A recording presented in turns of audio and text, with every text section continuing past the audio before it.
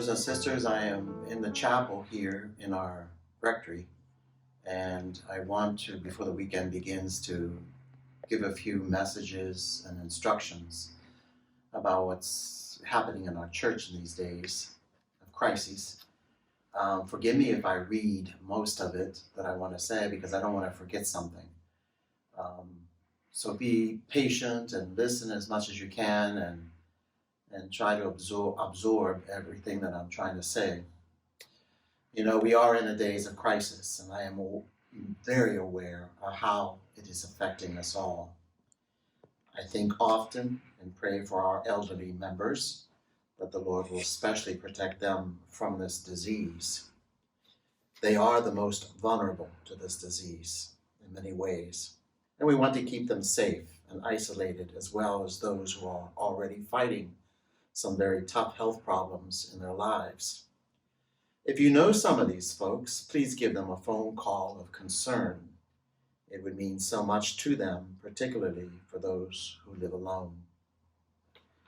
I also am remembering in prayer our immigrant brothers and sisters and all our parishioners who live from paycheck to paycheck in order to pay their ordinary bills. With the closing of so many of our service and food employments, many of our brothers and sisters have been placed in very difficult situations and are wondering how they will be able to pay their bills, rent, as well as feed their families. There are a number of things I want to ask our parishioners to consider.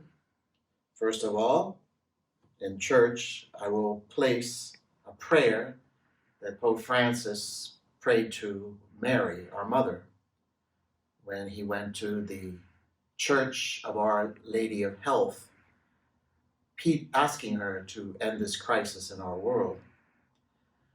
You may take one of those sheets of paper, one side is English and one side is Spanish, and please pray that on a daily basis.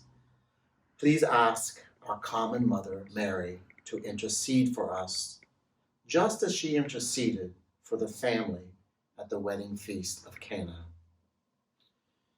Also, sisters and brothers, even though we cannot celebrate the Eucharist in these days, the church will be open on Saturday from 3 p.m.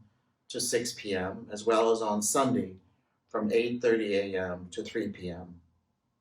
Come by, even if it's just a few minutes, to spend a moment in prayer with the Lord. Why are we not distributing the Eucharist? According to the instructions of our Archbishop, we have to remember that the Eucharist is reserved particularly for the sick and for prayer. And we Catholics should not ordinarily separate receiving the Eucharist from the sacrifice of the Mass. That is why it is not allowed to distribute the Eucharist without celebrating Mass. Brothers and sisters, I understand your hunger and your thirst. We are all walking in a desert, and we will soon arrive to the promised land, where we can once again celebrate with joy and happiness the Eucharist.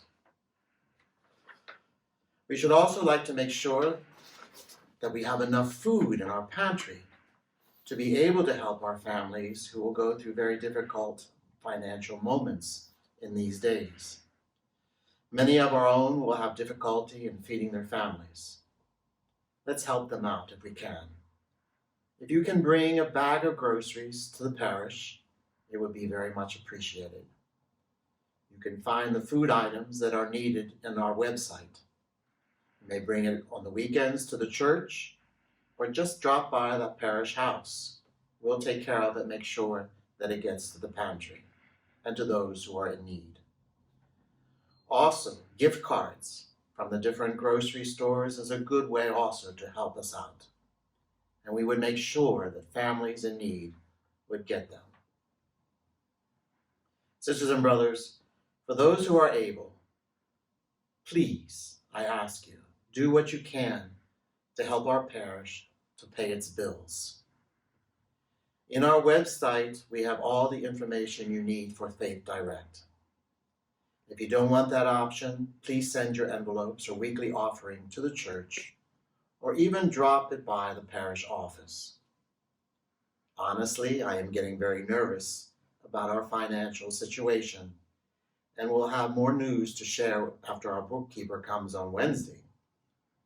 Just to survive, it takes at least $6,000 a week to pay our essential bills. We have already entered into our savings. I am very saddened for all those who have been affected by this disease and for those who have lost their lives. Just keep in mind, sisters and brothers, this is not from God. He doesn't play with us like that. It is an effect of our failing him. Remember, we all began in paradise. It was the sins committed by our first parents that brought sickness and death into our world. He doesn't cause us to suffer, but he may use it as a way to call us back to him and to help us walk again in his ways.